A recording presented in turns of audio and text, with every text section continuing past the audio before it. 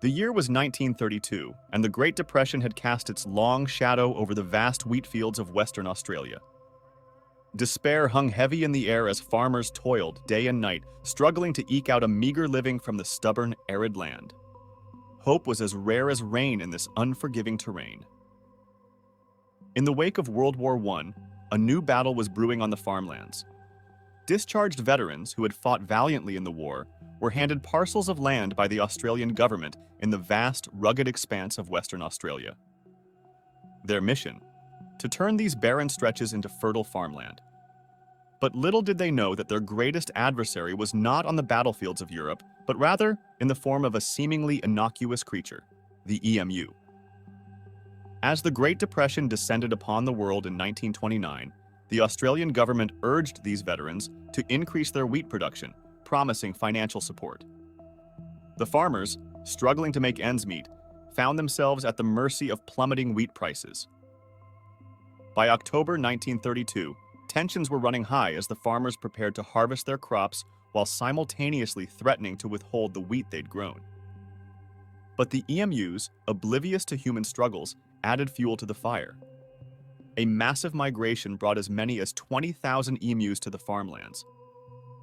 These flightless birds saw the cultivated lands as a bountiful feast and began to wreak havoc, devouring and spoiling the crops, leaving behind damaged fences for rabbits to exploit. Desperate, the farmers turned to their last hope, military assistance. A group of ex-soldiers, well acquainted with the efficiency of machine guns, petitioned the Minister of Defense, Sir George Pearce, for help.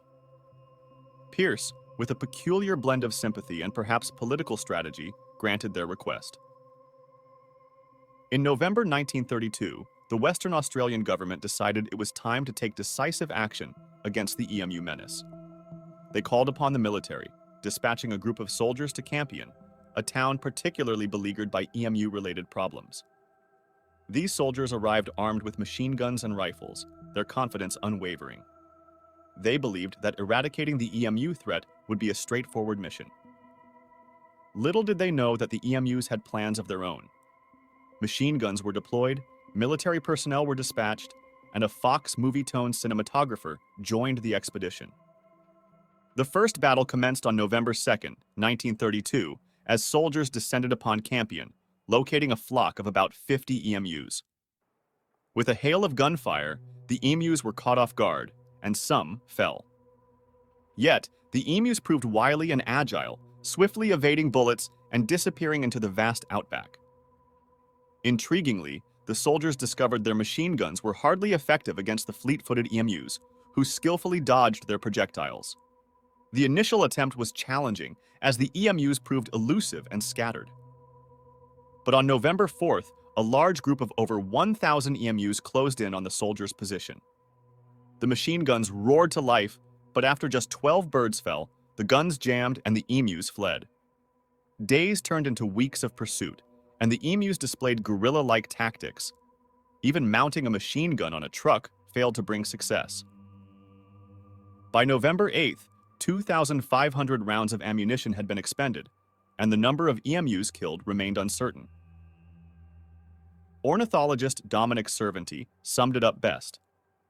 The machine gunner's dreams of point-blank fire into serried masses of emus were soon dissipated. Amidst public ridicule and media criticism, the military withdrew on November 8th, leaving Major Meredith to compare the emus to unyielding Zulus and their battlefield maneuverability to tanks. But the EMU threat persisted, and farmers once again called for military assistance. The Premier of Western Australia, James Mitchell, supported the renewed campaign, and by November 12th, the military was back in action. Over the next month, the soldiers honed their tactics, and the EMU body count steadily rose. By December 10th, Major Meredith reported 986 kills with 9,860 rounds, emphasizing the remarkable resilience of these birds. The EMU Wars legend reached the United Kingdom, where conservationists protested it as an extermination of the rare EMU. But as the years rolled on, exclusion barrier fencing became the favored defense against EMU invasions. The EMU War was a public relations disaster for the Australian government.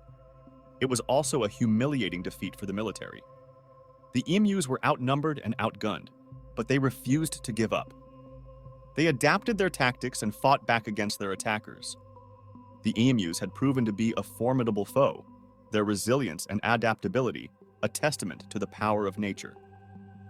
The Emu War had become a cautionary tale, a reminder that even in the face of modern technology, the forces of the natural world could defy human control. As the years passed, the wheatfields of Western Australia flourished once more, but the memory of that epic battle lingered, a reminder of the day when man had waged war against the emus and nature had emerged victorious.